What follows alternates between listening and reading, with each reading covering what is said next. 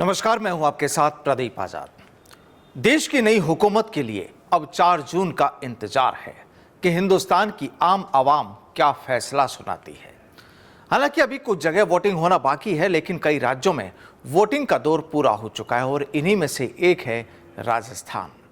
दरअसल राजस्थान में कांग्रेस की धुरी कही जाने वाले 2 अहम सियासी किरदार यानी पूर्व मुखिया अशोक गहलोत और पूर्व डिप्टी सीएम सचिन पायलट में एक बार फिर ठन गई है। पायलट को लेकर गहलोत का मूड फिर उखड़ गया है।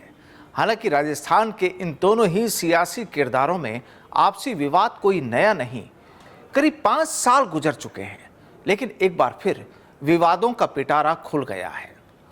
दरअसल इस बार जो मामला सामने आया है वो चुनाव अभियान में भागीदारी को लेकर सामने आ रहा है और इस विवाद का मुद्दा तब खड़ा हुआ जब गहलोत के बेटे वैभव गहलोत की जालोर सिरोही लोकसभा सीट पर पायलट ने चुनाव प्रचार से दूरी बना ली।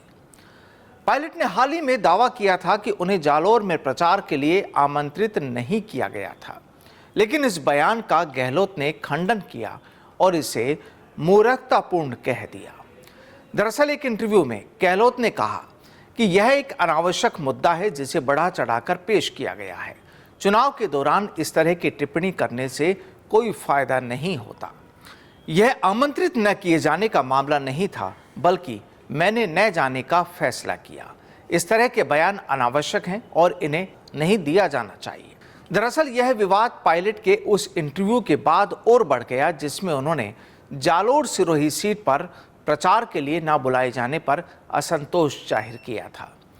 पायलट ने कहा था कि जिस प्रत्याशी ने मुझे बुलाया मैं वहां गया हूं। पार्टी ने जहां भी मुझे आदेश दिया है वहां बैठ के कर रहा हूं। मैंने सार्वजनिक तौर पर भी कहा है कि मैं बड़े पैमाने पर प्रचार करने जरूर जाऊंगा और इसी वजह से मैंने जालोर में सारा काम देखने वाले पुखराज पाराशर जी से भी कहा था कि मैं प्रचार के लिए आना चाहता हूं, लेकिन किसी कारण से मैं कार्यक्रम में नहीं आ पाया हूं। गहलोत ने पलटवार करते हुए कहा कि प्रियंका गांधी ने वहां यानी जालोर सिरोही का दौरा किया था। पायलट भी साथ आते तो कोई दिक्कत नहीं होती। गहलोत ने कहा कि ऐसे मामलों को मुद्दा नहीं बनाना चाहिए। सचिन पायलट का क्या भविष्य है, इस सवाल पर गहलोत ने कहा कि उनका भविष्य आप मुझसे पूछते हो, यह उनको पूछो कि आपका क्या भविष्य है। मुझे तो आप मेरे भविष्य के बारे में पूछिए।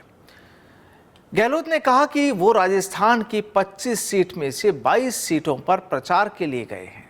हमेशा प्रचार में जुटा रहा हूं। चुनाव लड़ने वाले नेता को अपने क्षेत्र में रहना पड़ता है, उसमें कोई बुराई नहीं है। अपने इंटरव्यू में गहलोत ने कहा कि बाड़मेर ऐसी सीट है जहां 3 बार कैंपेन किया है। जैसलमेर, बाड़मेर और सिवाना में सभा की है। वहां के कांग्रेस उम्मीदवार उम्मेदाराम बेनीवाल ने उन्हें बार बार प्रचार के लिए बुलाया। यहां जो तीसरे उम्मीदवार खड़े हुए हैं उनसे जिंदगी में कभी ना मिला, ना मैं जानता हूं। बाड़मेर से निर्दलीय उम्मीदवार के रूप में चुनावी मैदान में उतरे रविंद्र सिंह भाटी को लेकर गहलोत ने कहा कि खाली सोशल मीडिया में देखता रहता हूं, कभी मुलाकात भी नहीं हुई। 10 साल पहले यूनिवर्सिटी इलेक्शन लड़े थे तो पता नहीं मुलाकात हो गई। मैं जानता नहीं हूं, पहचानता नहीं हूं। कुल मिलाकर अब यही कहा जा सकता है कि 4 जून को जब लोकसभा चुनाव के नतीजे आ जाएंगे, उसके बाद एक बार फिर राजस्थान की सियासत और खासकर कांग्रेस में फिर गहलोत पायलट की इबारत लिखनी शुरू हो जाएगी। हालांकि बात नई नहीं, लेकिन जो भी हो इसका मैसेज भी दूर तलक तो जाता ही है।